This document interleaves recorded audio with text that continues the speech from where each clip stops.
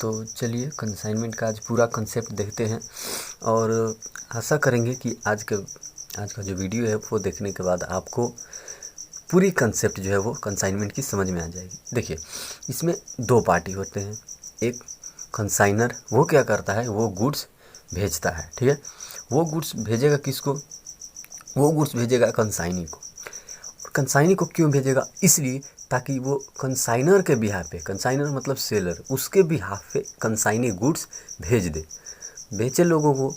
और क्योंकि अगर वो गुड्स भेजता है तो उसको भी कुछ कमीशन दिया जाता है जो कि कंसाइनर देता है। तो सिंपल सी बात है, कंसाइनर कंसाइनी को गुड्स भेजा कि तुम बेच देना मेरे बिहाफ पे, वो बेच देता है। उसको बेचने के लिए कंसाइनर उसको कमीशन देता है और साथ ही में दोनों कंसाइनर भी और कंसाइनी भी कुछ कुछ खर्चे करते हैं गुड्स पे जो वो भेजते हैं या फिर जो सामने वाला बेचता है। देखिए, कंसाइनर जो है वो गुड्स भेजता है, ठीक है। वो 1000 स्टॉक भेजा, ठीक है, 1000 स्टॉक भेजा, उसमें वो 5000 एक्सपेंस किया कंसाइनर भेजने वाला, और एक की कीमत 100 थी, ठीक है। 50 स्टॉक क्या थे, वो रास्ते में ही आग लगने के कारण ख़त्म हो गए। जाहिर सी बात है, अगर हम मुंबई में है और कलकत्ता जो है वो गुड्स कंसाइन कर रहे हैं, किसी को दे रहे हैं कि लो भाई तुम बेच देना मेरे बिहार पे, कुछ वहीं पे आग लग गई तो 50 स्टॉक्स मेरे लॉस हो गए, यानी कि वो एबनॉर्मल लॉस है, ठीक है। Goods reaches to consignee. अब भाई जो कंसाइनी था, ठीक है, उसके पास 950 स्टॉक पहुँचे। क्यों? 1000 में से 50 लॉस हो गए। आगे देखिए, कंसाइनी जो था वो नॉन रिकरिंग एक्सपेंसेस जो है उस पर किया। नॉन रिकरिंग एक्सपेंसेस मतलब अब गुड्स एक बार ही हमारे पास आएगा, मैं कंसाइनी हूँ तो उस पर जो मैं कैरेज का हो गया या फिर ट्रांसपोर्ट का, तो ये खर्चा जो पे करता है कंसाइनी उसी को कहते हैं नॉन रिकरिंग एक्सपेंसेस।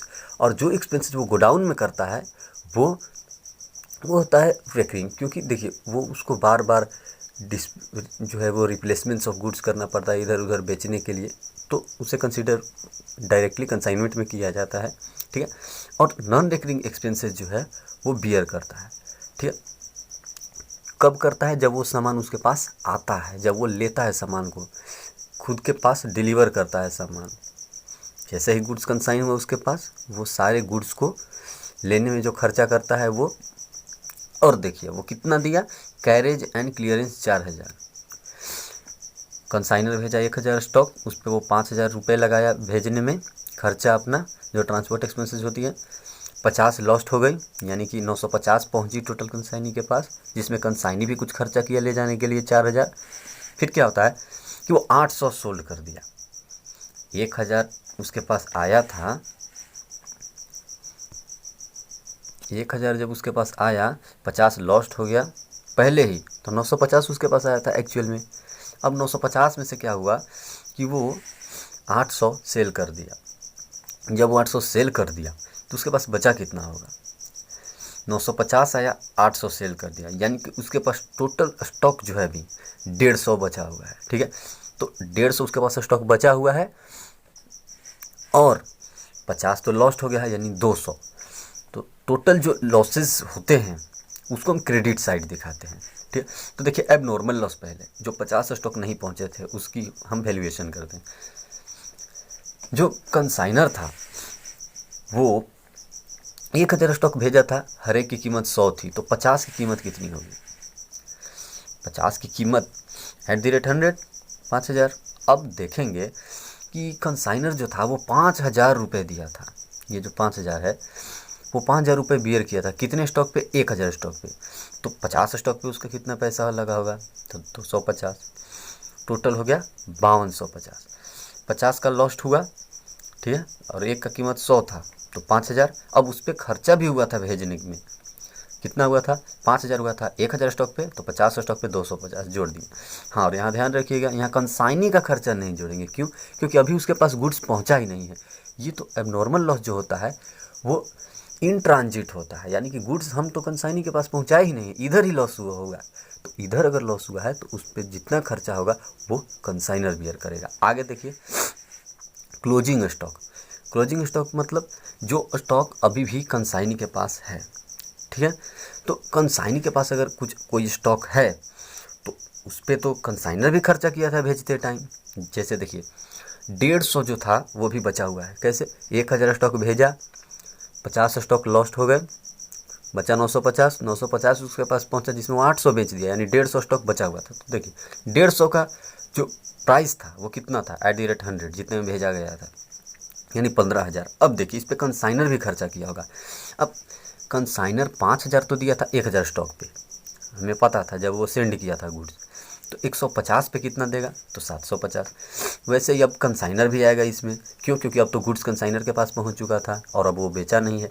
तो वो 4,000 दिया था 950 यूनिट पे। यहाँ ध्यान देने वाली बात है, 950 को हम बेच लेंगे। क्यों? इसके पास 950 ही आया था।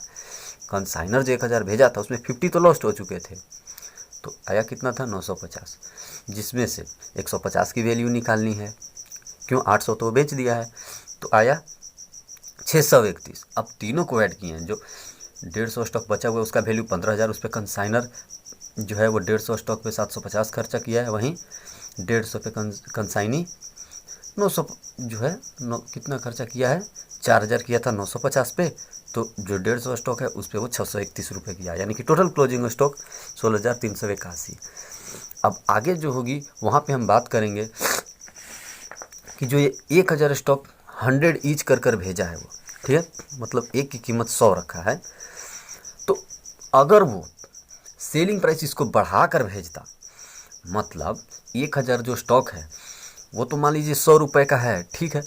अब कंसाइनर क्या चाहता है कि मैं बहुत ज़्यादा कमाऊँ, तो वो क्या करेगा? इनवॉइस प्राइस पे सेंड करेगा, इसको 120 कर देगा, ठीक है। मतलब प्रॉफिट पर वो साफ दिखाएगा कि मैं इतना प्रॉफिट इस पे चार्ज करके भेज रहा हूँ। तो वैसे क्वेश्चंस को कैसे सोल्व करना है वो देखते हैं।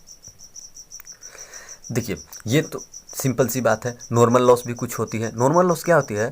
सिंपल सी आप समझिए, जो गुड्स का नेचर होता है, जो सामान का, उसी से कुछ ना कुछ लॉस होता है। जैसे हम घी सेंड किए तो लीकेज करेगा ही, तो ये सब जो लॉस होती है वो जिसमें यूनिट रिडक्शन सिर्फ होता है, और ये सारी चीज़ें होती हैं इन ट्रांजिट, मतलब कंसाइनी को पता नहीं होता है। और इस केस में जो ये नॉर्मल लॉस होता है उसको कंसीडर नहीं किया जाता है, और जो एबनॉर्मल होता है जैसे लॉस बाई फायर, ये सब तो पॉसिबल, मतलब अगर हम चाहें तो पॉसिबल नहीं है। अगर हम गुड्स की अच्छे से देख रेख करें तो इन ट्रांजिट आराम से जाएगा। लेकिन वहीं अगर लीकेज होए, ऐसा नेचर है, अगर लिक्विड है तो वो तो कितना भी कोशिश करे वो बह ही जाता है, तो वो नॉर्मल लॉस होता है। ये सिर्फ यूनिट रिड्यूस करता है, कोई वैल्यू नहीं रिड्यूस करता, ठीक है।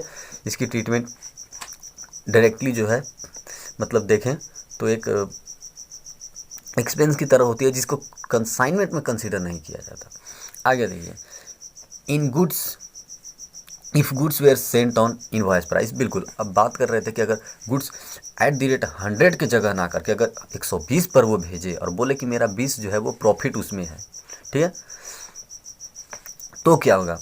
देखिए उसमें जो 1,000 का गुड्स है उसको वो 120 करके भेजा, जबकि वो कह दिया कि मेरा 100 का है, मतलब वो प्रॉफिट लगा कर भेजा है, वो ज़्यादा अर्न करना चाहता है। तो उस केसेज में क्या होती है कि देखिए means 20 on profit, 20 is on profit, ये तो पता है। तो क्या होता है कि ये जो 20 रुपये हम प्रॉफिट है, ये इसको हम क्रेडिट साइड दिखाते हैं। जैसे कि to good sent on consignment, debit side हम लिखते हैं कि हाँ 1,000 @100 ऐसे लिखते थे। लेकिन अब ज़रा सोचिए कि 120 पर गुड्स भेजा जा रहा है, ठीक। तो अब हम क्या लिखेंगे? To good sent on consignment 1,20,000 debit side.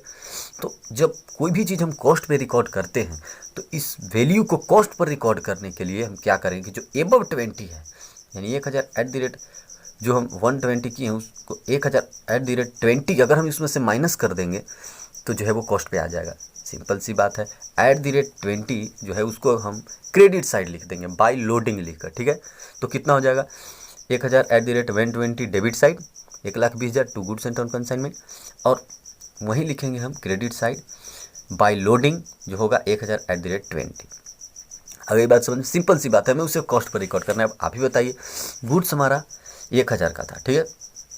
अब 1,000 का गुड्स है, हम उसको 120 पे भेजे हैं और लिख दिए कि हमारा उसमें जो है प्रॉफिट इंक्लूडेड है। तो प्रॉफिट जब भी हम कुछ भी जो है वो मेजर करते हैं तो उसको हम नेट रियलाइजेबल वैल्यू पे करते हैं, ठीक है। NRV पे जो कम हो तो हम प्रॉफिट को हटा देंगे, क्या करेंगे? उसको क्रेडिट साइड दिखाएंगे। किस लिए? ताकि वो एक्चुअल वैल्यू पर दिखे। जैसे कि देखिए यहाँ पे to goods sent on consignment. Debit side हम लिखेंगे जितना में हम भेजे हैं 1000 @ 120, 1,20,000 वो आईपी पर होगा। लेकिन उसको हम कॉस्ट पर लाने के लिए क्या करेंगे, बाय लोडिंग 1000 @ 20 जो एबव 20 है ये उस पर 20,000। अब देखिए सीधा जो है 1000 @ 100 कॉस्ट पे आ गया 1,00,000 हो गई। ठीक है, तो डायरेक्टली 1,00,000 नहीं लिख सकते उस चीज़ को, क्योंकि आप प्रॉफिट पे भेजे हैं तो उस चीज़ को भी आप दिखाइए कि कितना प्रॉफिट पे भेजे हैं। और डेबिट साइड फुल वैल्यू आपको लिखना है जैसे आप भेज रहे हैं जिस रेट से, और सामने वो रेट माइनस कर देना है जो प्रॉफिट का रेट है। ठीक है, अब देखिए उसी से रिलेटेड कुछ बातें हैं कि we once credit loading to show consignment as on cost. बिल्कुल, हम एक बार क्या करते हैं कि लोडिंग को क्रेडिट कर देते हैं। क्यों करते हैं, ताकि वो कॉस्ट पे दिखे कि हाँ भाई जो कितना, अगर वो प्रॉफिट पे भेजा है तो कितना पे भेजा है। अगर हम सामने प्रॉफिट दिखा देते हैं तो से जो इनवॉइस है उसमें से प्रॉफिट हट जाएगा तो कॉस्ट अपने आप पता चल जाएगा। ठीक है, तो वहीं बिल्कुल सेम तरीके से अगर हम भेजे हैं उसके पास गुड्स, अगर हम प्रॉफिट जोड़ कर भेजें तो कुछ सामान अगर उसके पास बचता है, ठीक है, तो उसको भाई हम प्रॉफिट माइनस कर कर ही उस पर कैलकुलेशन करेंगे। जैसे देखिए एबनॉर्मल लॉस हुआ वो अलग बात है, लेकिन क्या है कि क्लोजिंग स्टॉक भी कभी कभी बच जाता है। तो ये जो क्लोजिंग स्टॉक वैल्यूएशन की बात है, तो इस टाइम क्या होती है कि जितना स्टॉक बचा हुआ है उसको आप इनवॉइस प्राइस पे निकालिए कि हाँ भाई कितना उसके पास स्टॉक है, प्लस उसी पर क्या है आपको फिर से जिस तरह आप लोडिंग को क्रेडिट किए थे उसी तरह जितना क्लोजिंग स्टॉक का वैल्यू है उस पर भी आप देखिए कि कितना प्रॉफिट इंक्लूडेड था और उसको एक बार डेबिट कर दीजिए। क्यों, ताकि वो भी कॉस्ट पे आ जाए। जैसे कि अगर 50 बचा हुआ था स्टॉक 150, तो 150 @ 20 आप जो लोडिंग वाला है वो जाएगा आपका डेबिट साइड। क्यों, ताकि वो 20 का लोडिंग हट जाए और उसका @100 से जो आप निकालेंगे, यानी 120 जो था 20 तो आप डेबिट साइड लिखा देंगे। ठीक है, और जो 120 आप निकालेंगे जिसमें कंसाइनर और कंसाइनी दोनों का खर्च प्रोपोर्शनेट एक्सपेंस जुड़ा हुआ है उसको आप दिखाएंगे क्रेडिट साइड। तो बस इतनी सी कंसेप्ट थी कंसाइनमेंट की। और आगे क्या करेंगे कि टोटल एक्सरसाइज जो है उसका सॉल्यूशन हम आपको बताएंगे और एक क्विक वे में बताएंगे, क्योंकि देखिए फाउंडेशन में लोगों के पास उतना टाइम होता नहीं है, काफ़ी समझदार रहते हैं बच्चे, तो वो जल्दी पॉइंट को क्रैक कर पाते हैं। और रही बात नोट्स की, तो जितने भी पेपर्स हैं जो थियोरेटिकल हैं या फिर एमसीक्यू, वो सारे उनके सारे नोट्स, उनके एमसीक्यू, उनके scanners, past year question solution, MTP RTP हर कुछ है। और वो टेलीग्राम पे आपको मिलेगा, आपको सर्च करना है 30 मिनट्स फाउंडेशन, तो उस पर आपको मिल जाएगा। Thank you.